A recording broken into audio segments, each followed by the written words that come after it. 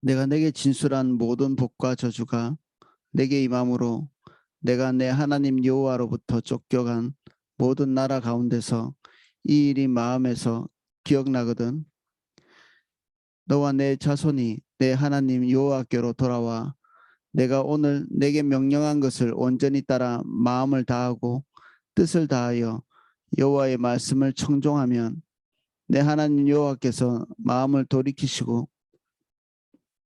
너를 긍휼히 여기사 포로에서 돌아오게 하시되 내 하나님 여호와께서 흩으신 그 모든 백성 중에서 너를 모으시리니 내 쫓겨간 자들이 하늘가에 있을지라도 내 하나님 여호와께서 거기서 너를 모으실 것이며 거기서부터 너를 이끄실 것이라.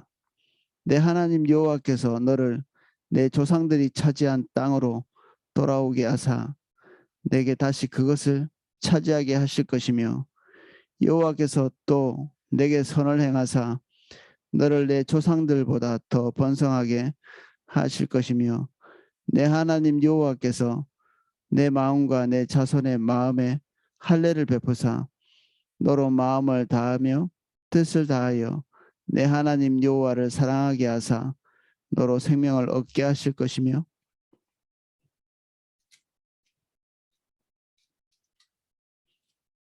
내 하나님 여호와께서 내 적군과 너를 미워하고 핍박하던 자에게 이 모든 저주를 내리게 하시리니 너는 돌아와 다시 여호와의 말씀을 청종하고 내가 오늘 내게 명령하는 그 명령을 행할 것이라. 내가 내 하나님 여호와의 말씀을 청종하여 이 율법책에 기록된 그 모든 명령과 규례를 지키고 내 마음을 다하여 뜻을 다하여 여호와 내 하나님께 돌아오면 내 하나님 여호와께서 내 손으로 하는 모든 일과 내 몸의 소생과 내 가축의 새끼와 내 토지 소산을 많게 하시고 내게 복을 주시되 곧 여호와께서 내 조상들을 기뻐하신 것 같이 너를 다시 기뻐하사 내게 복을 주시리라. 아멘. 한 절씩 내용을 살펴보겠습니다.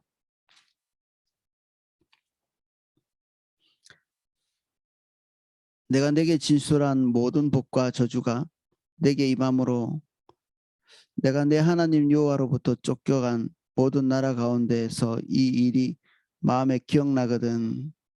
이스라엘 백성들은 실제로 하나님의 말씀대로 살지 못하고 그 중심에 자기의 생각, 자기 계획, 그것의 핵심적인 그 엑기스라고 볼 수 있는 우상 숭배들을 하게 됩니다. 자기 개인의 복지에 초점을 맞추기 위해서 온 삶을 거기에 초점 맞추기 시작하는 그 시점부터 주님 버리고 그들의 복지에 완전히 초점을 맞췄을 때 이스라엘 백성들은 하나님으로부터 완전히 단절되게 되죠.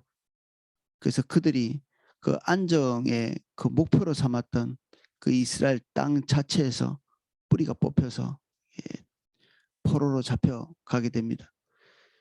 사실 주님을 버리고 그들이 원하는 것, 그 목표를 향해서 갈 때 사실 그 목표도 그들을 떠나게 됩니다. 하나님께서 우리에게 주신 영역 그리고 우리가 복이라고 하면서 우리가 얻게 되는 모든 것들이 사실은 획득된 것이라기보다는 우리가 통치해야 될 통치의 영역이 넓어진 것이거든요. 책임성이 커진 것이죠. 구원이라는 것은 어떤 획득된 상급 같은 거라기보다는 우리가 주님 안에 있기 때문에 주님이 우리를 선택한 그 목적이 그때부터 이렇게 작동하기 시작하는 것입니다.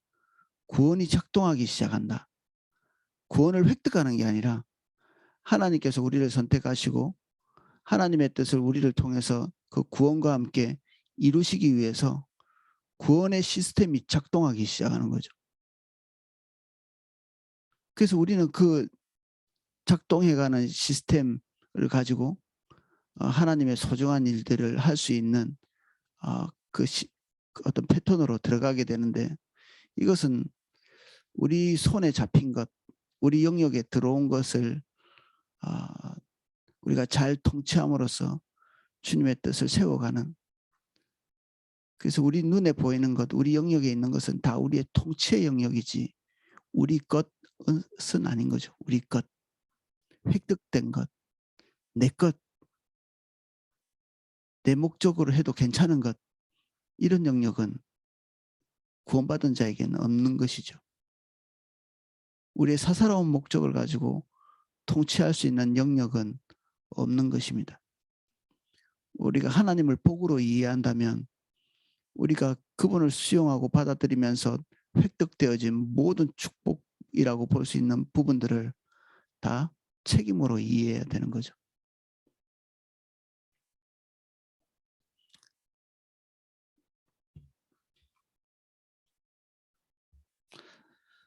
너와 내 자손이 내 하나님 여호와께로 돌아와 내가 오늘 내게 명령한 것을 온전히 따라 마음을 다하고 뜻을 다하여 여호와의 말씀을 청종하면, 이 말씀들을 우리가 접할 때마다 하나님께서 우리에게 다시 좋은 것들을 주시기 위해서 발버둥 치는 이런 그 끈달린 것으로 이해할 수 있는데, 이것은 앞에 설명했던 영역하고 똑같이 하나님의 온전한 통치, 그것이 우리의 삶에 이루어지도록 우리의 삶을 활짝 열어두는 것입니다.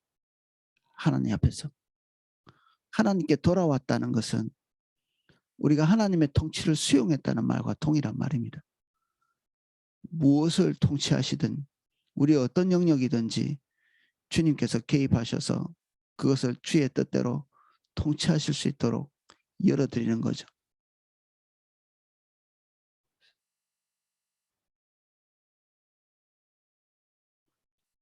그래서 여호와의 말씀을 청종한다는 것, 이것이 하나님의 말씀대로 하나님의 기대를 따라서 순종하겠다는 이 순종의 약속이죠. 하나님 앞에서 내 하나님 여호와께서 마음을 돌이키시고 너를 긍휼히 여기사 포로에서 돌아오게 하시되 내 하나님 여호와께서 흩으신 그 모든 백성 중에서 너를 모으시리니, 이스라엘 백성들이 아시리아 그리고 바벨론에 의해서 포로로 끌려가게 됐을 때 모든 것이 끝났다 이렇게 생각할 수 있는데, 어떤 신학자들은 이 심판이 완전히 끝난 것이 아니기 때문에 심판의 목적은 무엇인가 다시 생각하는 거죠. 징벌적 차원에서의 심판이 아니라 정화의 의미에서 심판이다, 뭐 이런 얘기를 했습니다. 우리가 하나님 앞에서 성적표가 너무 낮기 때문에, 우리 윤리적 어떤 수준이 낮기 때문에 하나님께서 그것에 대한 보상 또는 징벌, 이런 것들을 우리에게 주시는 이런 개념이 아니라 우리가 하나님 앞에서 온전히 서야 될 부분들이 망가져서 온전히 서지 못하기 때문에 우리 안에 오염되어 있는 부분들을 정화시키기 위해서 하나님께서 우리에게 징벌 또는 심판을 허락하신다. 그런 관점에서 보면 이 징벌 자체가 목표하는 것, 그리고 하나님의 심판이 목표하는 것은 완전한 단절, 하나님께서 이스라엘 백성들을 손절하시는 게 아니라 그들이 다시 돌이킬 수 있는 가장 기초적인 부분들을 다듬어 가시는 거죠. 굉장히 혹독한 방법을 통해서 우리를 다시 주님께로 되돌리기 위한 노력을 하시는 거죠. 하나님께서. 그래서 시편에 어떤 시편 기자의 고백처럼 고난이 내게 유익이다. 우리가 그 고난 자체가 즐겁지는 않아도 그 고난을 통과한 그 시점에 우리가 주를 향한 새로운 마음이 샘솟아 있는 것들을 발견하게 되죠.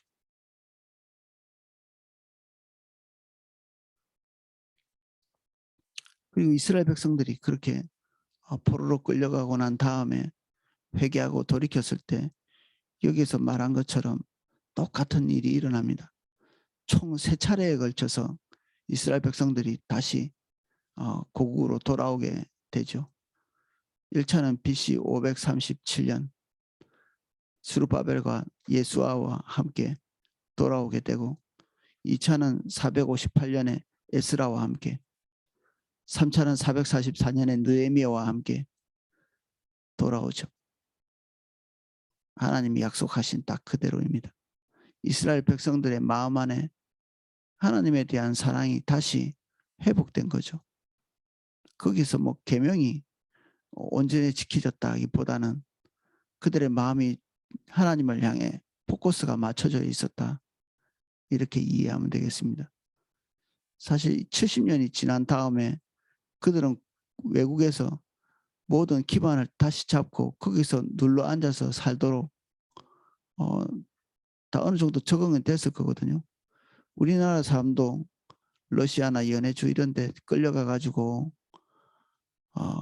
시간이 지나고 난 다음에 억지로 끌려간 그곳이지만 그 자리에서 자리를 잡고 자기의 삶의 터전을 만들고 살아가게 되잖아요. 근데 그들이 다시 고국으로 돌아올 건가? 그럴 수도 있지만 그냥 눌러 앉아 있는 경우도 있죠. 이스라엘 백성들도 실제로 3차에 걸쳐서 이렇게 고국으로 돌아올 수 있는 기회가 있었지만 굉장히 많은 사람들은 다시 돌아오지는 않았습니다. 다시 돌아왔다. 이것은 그들이 하나님을 향해서 마음이 다시 돌아섰다. 이것을 얘기하죠.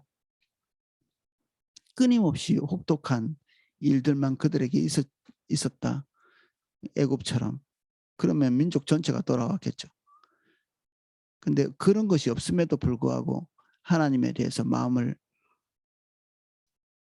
드리고 방향을 바꾸고 한 그 사람들만 다시 이렇게 돌아온 것이죠. 총 3차에 걸쳐서.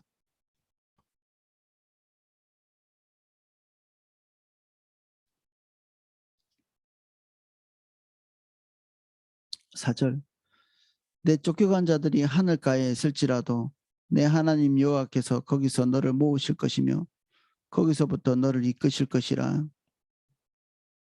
하늘가에 완전히 이스라엘 백성들을 내팽개치고 하나님의 영역에서 내보내신 게 아니라 하나님께서 그곳에 같이 동행해 가신 거죠. 우리는 고통이나 고난을 당할 때 하나님께서 우리를 버린 것 같고 하나님과 단절이 일어난 것 같은데 거기서조차도 하나님께서 우리를 주목하시고 우리를 버리시지 아니하시고 우리의 태도를 면밀하게 살피시고 계시는 거죠. 고난에 대해서 올바로 반응하는 방법이 이것에 기인합니다. 하나님 앞에서 올바른 반응을 하는 것은 주님 보는 거죠. 우리에게 닥친 고난을 떨쳐내기 위해서 몸부림치는 게 아니고 다시 주님 보는 것입니다. 그 고난이 우리에게 의미하는 바, 그 고난이 가지고 있는 그 기능성, 이것은 우리가 하나님께 돌이킬 수 있는 기회를 제공하는 거죠. 그래서 고난당할 때는 깊은 생각이 필요합니다. 정신없이 그 고난을 벗어나기 위해서 발버둥 치는 게 아니라 오히려 그 고난으로부터 시선을 떼고 우리의 눈을 주님께 향해야 되죠. 고난이 온전히 자기 기능을 잘할 수 있는 그런 방법입니다.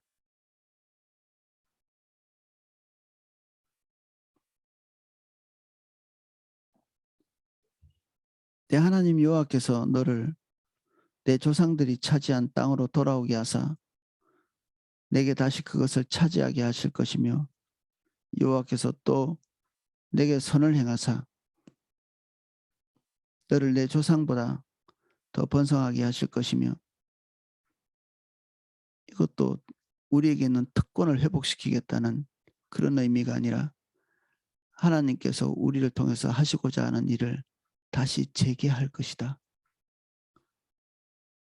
우리를 하나님의 뜻 그리고 하나님의 비전에서 배제한 그런 시점에서 다시 돌이켜서 다시 하나님의 통치가 우리를 통해서 이루어지고 그것을 통해서 하나님께서 당신의 열매를 맺을 것, 처음에 우리를 향하신 하나님의 큰 비전들을 다시 재개할 것이다.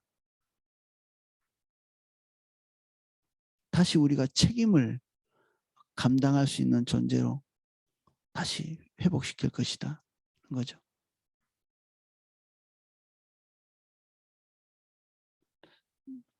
어떻게 하면 책임을 안 질까?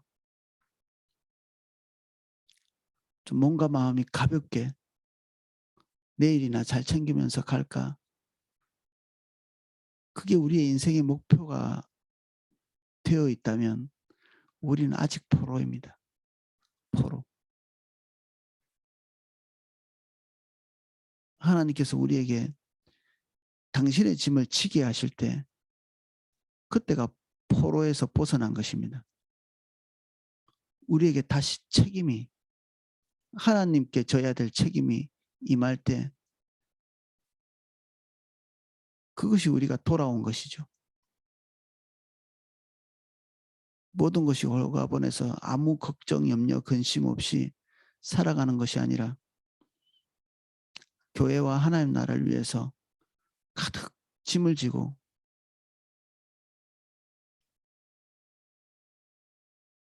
당신의 백성들을 향한 염려, 근심들을 자기 어깨에 지고 가는 그 시점, 그것이 우리에게 해방입니다. 사도 바울이 고백하고 있는 것처럼 내가 하나님 앞에서 너희들에게 정직하게 고백한다. 이렇게 말하면서 자기 안에 있는 염려, 근심, 교회를 향한 타는 마음 이런 것이 그치지 않는다. 사도 바울은 사역 전반에 걸쳐가지고 근심과 염려 속에 살아가거든요. 범사에 기뻐하셔야죠. 이렇게 얘기할 수 있지만 자기를 위해서 범사에 기뻐하죠.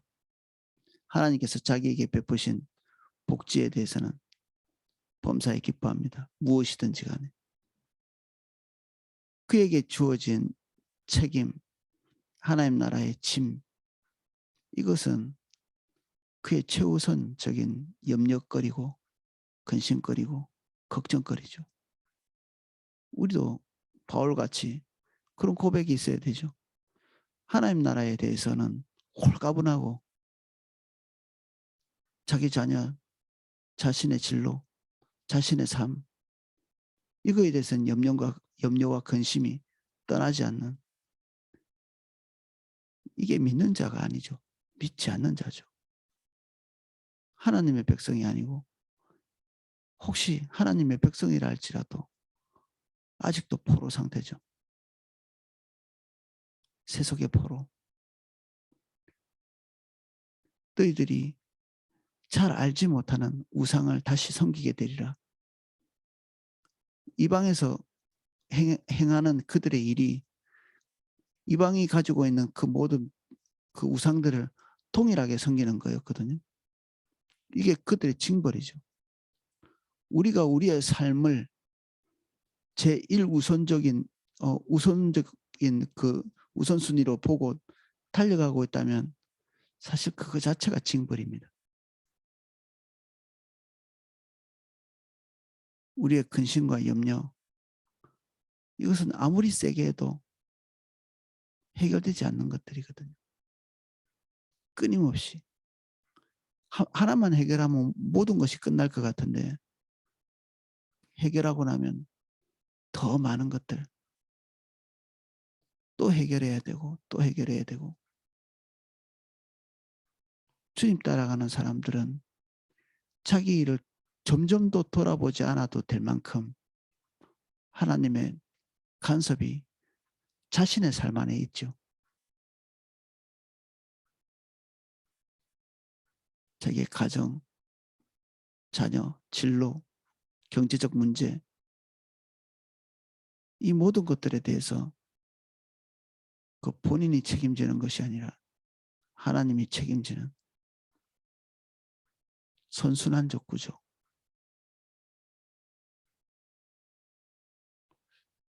여기에 한번 들어가셨다면 이것이 끝나지 않게 유지하셔야 되고, 악순환에 들어갔다면 정말 비장한 각오로 죽으면 죽으리라, 그런 각오를 가지고 거기서 다시 나와야 되죠.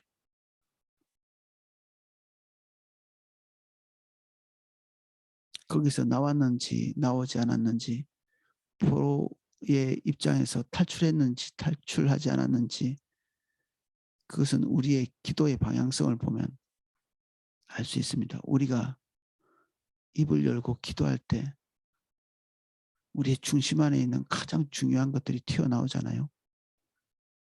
신 앞에 선 인간이 할 수 있는 가장 순전한 그런 언어 가운데 섞여 있는 것이 뭔가, 자신의 삶에 대한 염려와 근심만 가득 입에 달려 있다면 아직 포록인 거죠. 돌이킨 게 아닙니다. 그에게 책임성이 맡겨지지 않습니다.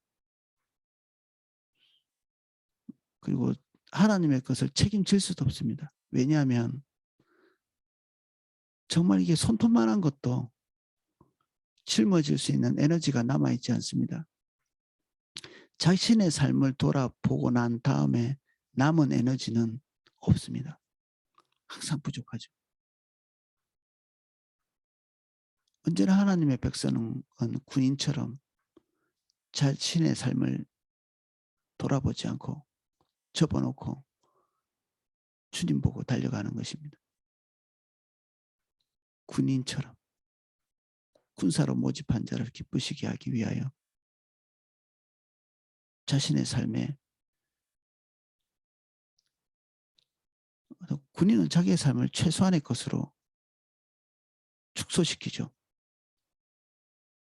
생존을 위해서 필요한 것들, 그러한 것들을 극단적인 단순함을 가지고 조정해야 합니다. 극단적인 단순함. 그 다음에서야 하나님의 짐을 질 수가 있습니다. 책임을 질 수가 있습니다. 그 다음에 무거운 짐을 질 수 있죠. 고달프게 어깨에 메고 갈 수가 있습니다. 또 그것을 특권으로 여길 수 있게 되죠. 그 무거운 짐을 좋아하게 됩니다.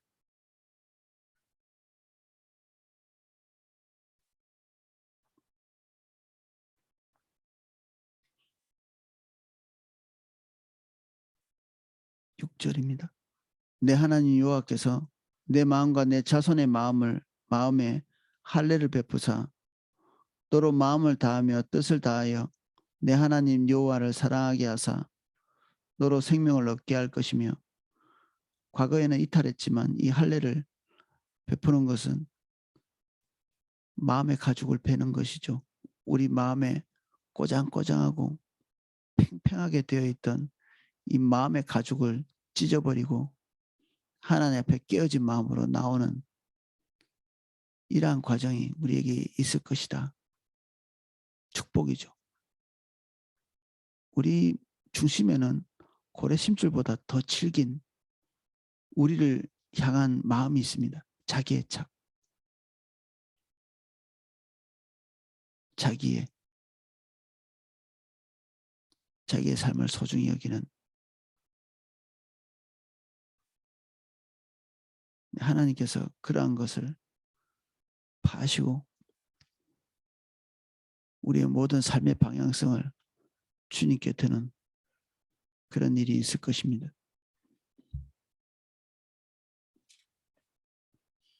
내 하나님 여호와께서 내 적군과 너를 미워하고 핍박하던 자에게 이 모든 저주를 내리게 하시리니 너는 돌아와 다시 여호와의 말씀을 청종하고 내가 오늘 내게 명령하는 그 모든 명령을 행할 것이라.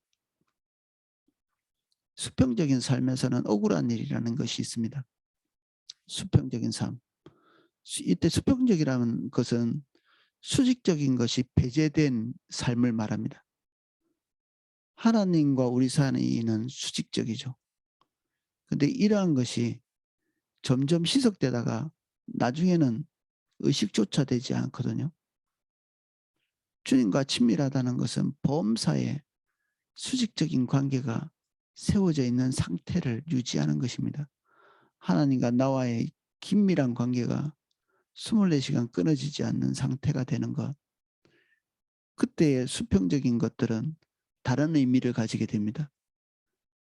수직적인 것이 배제된 사람들이 해석하고 있는 이 수평적인 삶, 인간과 인간의 관계와 수직적인 것이 회복되어 있는 사람이 느끼는 이 수평적인 관계, 사람과 사람과의 관계는 완전히 다른 의미를 가집니다. 그래서 사람과의 관계만 있는 사람들은 사람에게 기대하죠. 사람에게 기대를 많이 하는 사람일수록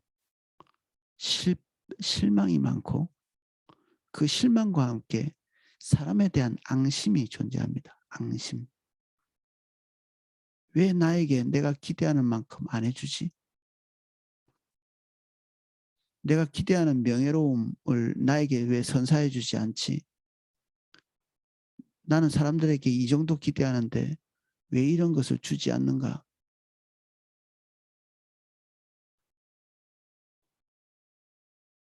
그래서 여기에 골몰하게 되어 있습니다. 아무도 그가 사람에게 기대하는 만큼 줄 수 있는 자는 없거든요. 하나님과의 수직적인 관계가 서 있는 사람들은 사실 사람들에게 기대하는 것이 거의 없죠. 그럼에도 불구하고 하나님이 반드시 사람을 통해서 그에게 공급하시는 때가 많습니다. 그러면 기대하지 않았던 사람들에게서 그의 모든 필요가 채워질 때 항상 충족하죠. 사람으로부터.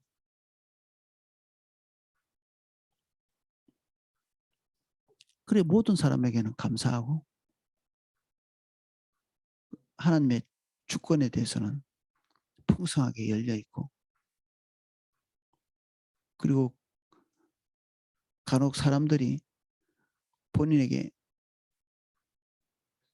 어려움을 줄 때 그것에 대한 해석이 하나님께로부터 나오죠.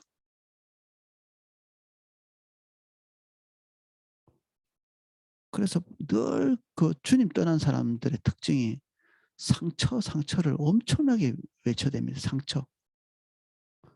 상처는 이 외부 자극에 대해서 하나님 뜻대로 반응하지 않는 사람들에게 찾아오는 것입니다. 그래서 상처를 회복하는 방법은 딱 하나밖에 없습니다. 회개하는 것입니다. 하나님 뜻대로 반응하지 않은 자기 자신의 연약함을 회개하고 돌이키고 그리고 하나님 앞에 맹세하는 거죠. 내가 과거든지 현재든지 앞으로 장차 올 일이든지 하나님 뜻대로만 반응하겠습니다라고 돌이키는 것입니다. 그 순간에 상처가 회복됩니다. 그 순간에. 우리 믿음의 사람들은 우리가 겪었던 어떤 것보다 더 큰 해악을 사람으로부터 받지만 아무도 일말의 상처도 없습니다. 일말의 상처도.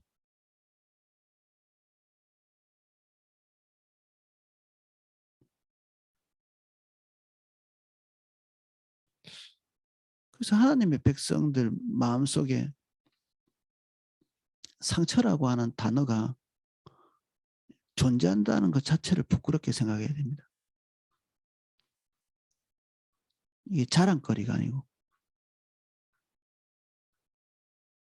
자기의 불순종을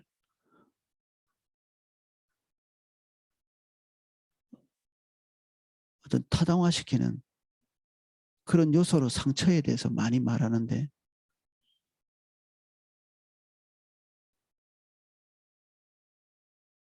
아직도 이게 포로처럼 살아가는 거죠. 벗어날 수 있는 방법은 하나님 안에서 그 모든 것을 해석할 수 있도록 주님과 실제적인 관계를 가지는 것입니다. 하나님께서 우리를 위로하신다고 말씀하시는 그 많은 위로도 들어봤거든요. 상처를 받았다는 사람들의 위로. 때로는 좀 의심스러운 것들이 있습니다.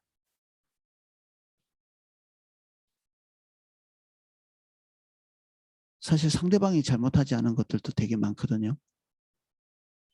상담학적인 기법이 너무 많이 기독교 안에 흘러 들어와 가지고 믿지 않는 사람들이 하고 있는 것처럼 상대방을 저주하거나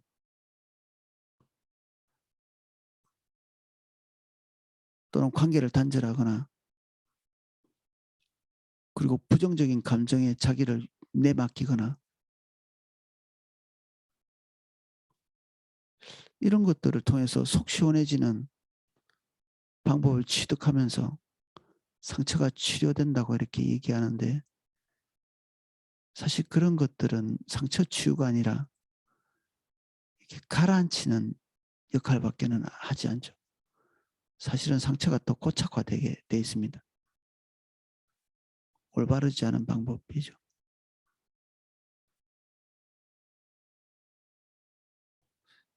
세속에서는 죄라는 것 자체를 인정하지 않기 때문에 죄 문제를 다룰 수도 없죠. 그래서 그들이 만들어낸 방법은 다소간의 완화는 될지 모르겠지만 해결은 되지 않습니다. 근본적인 해결은 주님 안에 들어가서 우리에게 있는 고난을 재해석하는 방법밖에 없습니다.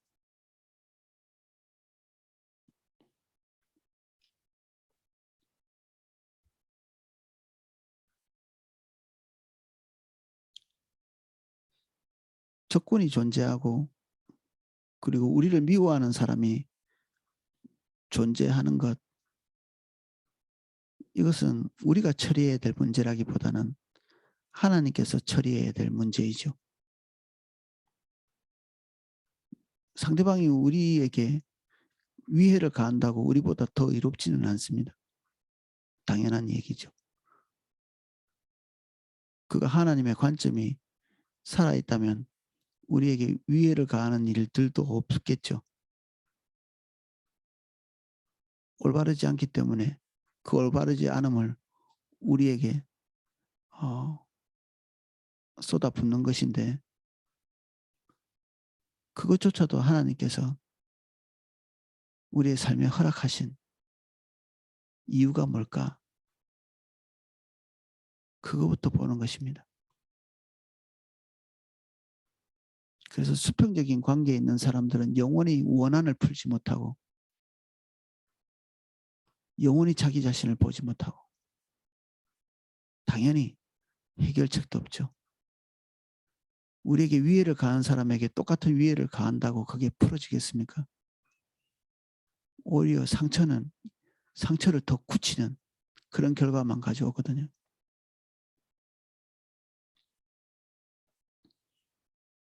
하나님께 맡길 때 모든 종류의 앙금, 결과 또 그들의 죄에 대한 그 징벌을 경험하게 될 것이고 우리는 우리의 자리를 다시 회복하기 위해서 여기에 보면 원한을 갚는 것처럼 그 명예를 다시 원수 앞에서 드시는 것 우리가 다른 모든 사람들로부터 받았던 비난을 다시 뒤집어서 우리의 명예를 다시 원래 자리로 가져다 놓는 이런 일들도 하나님이 하십니다. 그래서 우리가 명예가 좀 실추됐다고 우리가 그것을 다시 원위치로 돌리기 위해서 아둥바둥할 필요가 없습니다. 하나님께서는 하루 만에 그 명예를 다시 원위치에 갖다 놓으실 수 있는 분이십니다. 누가 우리를 질책하고 우리의 명예를 훼손하고 우리를 암담하게 손가락질하거든 대항하지 말고 주님 보십시오. 그거 대항하고 회복하려고 발버둥 치면 더 깊이 들어갑니다. 더 깊이. 그 상처가 우리의 심령 깊은 곳까지 들어가 버립니다. 올바르지 않은 방법이기 때문에.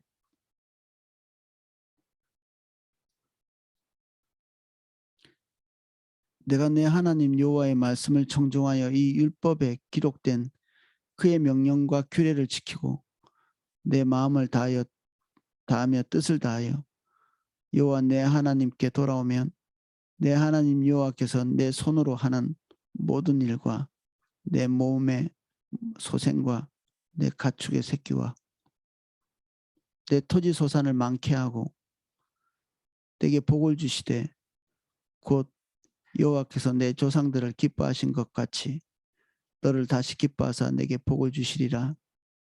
하나님께서 우리에게 박탈해 가신 통치권을 다시 회복시키겠다 말씀하시는 거죠. 우리가 하나님 앞에 다시 우리의 삶을 노출해 놨기 때문에 우리는 주님께서 뜻하시는 대로 통치할 수 있는 힘이 생기죠. 우리가 하나님 앞에 굴복하면 환경도 우리에게 굴복합니다. 우리가 주님의 통치에 순복하면 우리가 세상을 통치할 수 있는 힘 자체가 우리에게 흘러오게 됩니다. 그래서 여기에 마치 부자가 되는 것 같은 묘사가 있는데 부자가 되는 것이 아니고요. 우리가 통치할 영역들이 넓어지는 거죠. 더 많은 재물을 통치할 수 있고 더 많은 짐승, 더 많은 사람, 더 많은 영역에 하나님의 영향력을 행사할 수 있게 되는 것이죠. 우리의 필요는 사실 더 많이 가질 필요가 없이 하나님께서 우리에게 필요한 만큼은 늘 공급하십니다. 우리가 무엇을 하든지 간에 우리의 삶이 어떻든지 간에 하나님께서 우리에게 필요한 공급은 항상 우리에게 공급하고 계십니다. 우리가 분투하고 매달리고 그렇게 하지 않아도 우리의 필요는 채우시죠. 그럼 왜 우리의 부가 늘어나고 우리의 명예가 확장되고 우리의 영향력이 더 넓어지는가? 이게 책임입니다. 책임.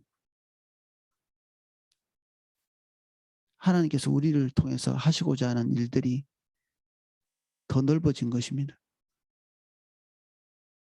그래서 우리에게 복이라는 것이 외적인 이 복이 우리에게 오고 있다면 아, 내가 책임이 넓어지고 있구나. 더 넓은 곳을 봐야 되는구나.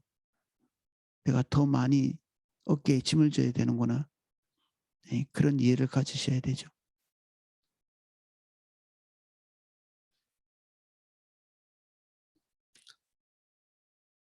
오늘은 여기까지 살펴보겠습니다.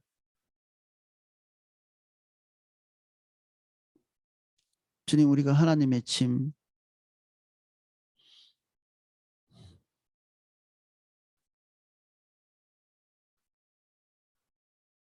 그것이 우리 어깨에 다시 짊어지는 것이 복입니다. 내 삶의 짐은 내려지고 하나님 나라와 이를 향한 근심과 염려는 다시 회복될 수 있도록 내 짐은 가볍다라고 말씀하셨습니다. 우리가 주님과 함께 멍에를 치기 때문에 그 짐이 가볍습니다.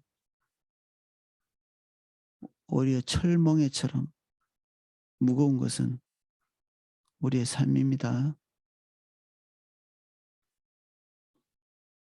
믿지 않는 사람들이 자기의 인생을 살아가면서 그 입으로 고백하는 인생의 허무와 고달픔, 한맺힘, 만족할 수 없는 그 모든 공허들, 주님, 우리가 그러한 것들 세상으로부터 답습하지 않게 해주시고 우리는 완전히 다른 삶, 영광스럽고 초월적이고 완벽히 감사한 세상에서는 존재하지 않는 삶의 패턴을 회복할 수 있도록 축복해 주십시오. 이 시간에 우리에게 명철을 주십시오. 지각을 주십시오. 완전한 분별력을 주십시오.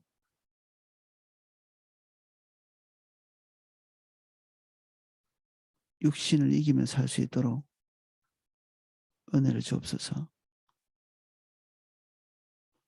예수님 이름으로 기도합니다. 아멘.